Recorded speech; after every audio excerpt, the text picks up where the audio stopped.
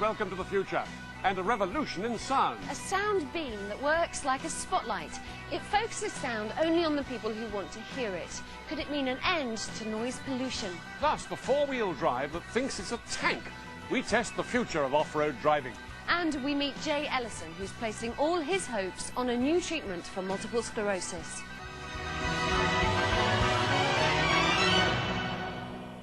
First, a new device which could transform the way in which we experience sound. Normal sound from a voice or a speaker is like the light from a bulb. Switch it on and it radiates everywhere.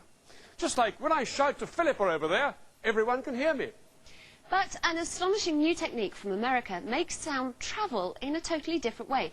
Less like a lamp and more like a torch or a spotlight. Well, Anya Sitaram has been in Boston hearing all about it.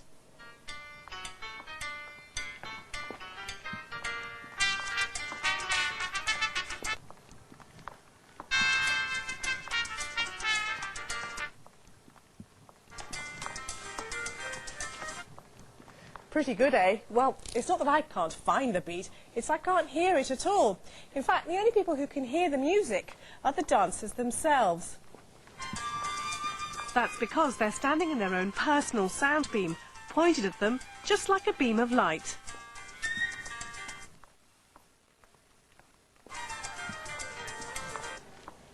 If I stand here, I can hardly hear the music, but if I go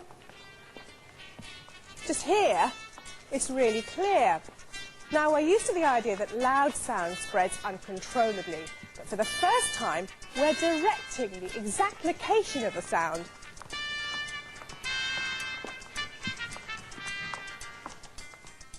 The audio spotlight is the most revolutionary way to generate sound since the loudspeaker, and it's being developed here at the MIT... Anya, could you come upstairs? Hi, is that Joe? I'm on my way.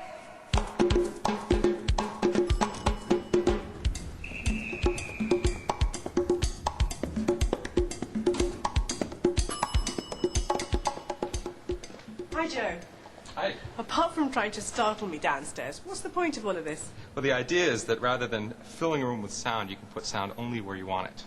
So how does this differ from the loudspeaker on my stereo system? Well, the loudspeaker on your stereo makes sound that spreads very quickly, filling a room with sound. This, in contrast, makes a very narrow beam of sound that you can shine like a light. Normal sound is rather like a light bulb flooding a room. What Joe has done is extraordinary, making sound that's more like a spotlight. He makes use of high-frequency ultrasound waves beyond our hearing, which travel in straight lines. The ultrasound transmits audible sound in a long, thin beam, which can project the sound up to 200 meters. Occasionally I'll whisper in someone's ear from several stories up.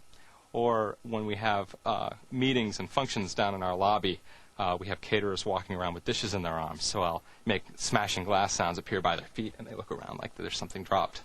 To show just how directional it is, we're testing out the audio spotlight in this large space. Now, because you can't actually see a sound beam, we've attached a laser pointer to the audio spotlight. And as it moves across the wall, that's exactly where the sound beam is hitting. So in a minute now, I'm going to move it across the wall and past the camera, so you should be able to hear the music or Mozart really loudly at home. So wait for it.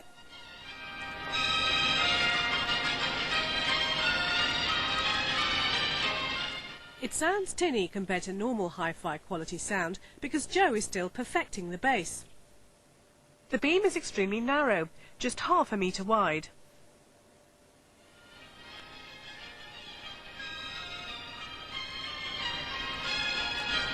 Joe first had the idea for the audio spotlight when he was just a student. Well, I had been a loudspeaker engineer since high school, and I was always very frustrated with the inability of a loudspeaker to control where your sound was.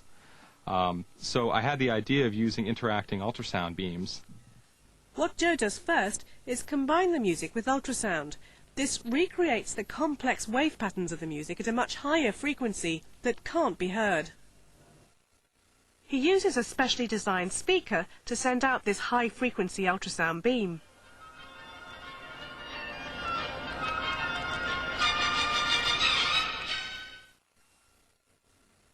physical properties of the air then distort the beam, producing a range of frequencies, including audible sound.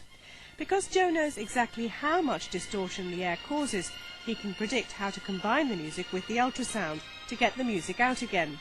The possibilities for its applications are almost endless. So, for example, in a museum, if you're standing in front of a painting, you may want to hear something about that painting, but you don't want to have to disturb people who are standing at other paintings.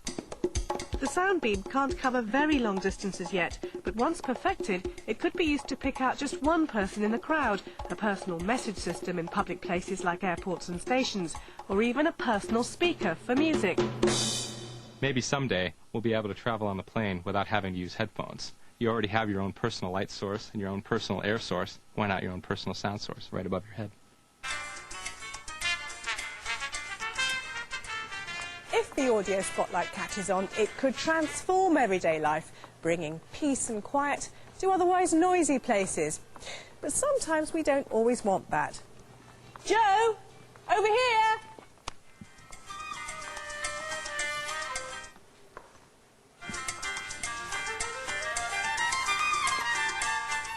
Well, if you want to have your own private party, the Audio Spotlight could be beaming sound direct to you too in the next couple of years. And for a closer look at how it works, you should visit the Tomorrow's World website. The address is www.bbc.co.uk/TW. That address is also at the end of the show.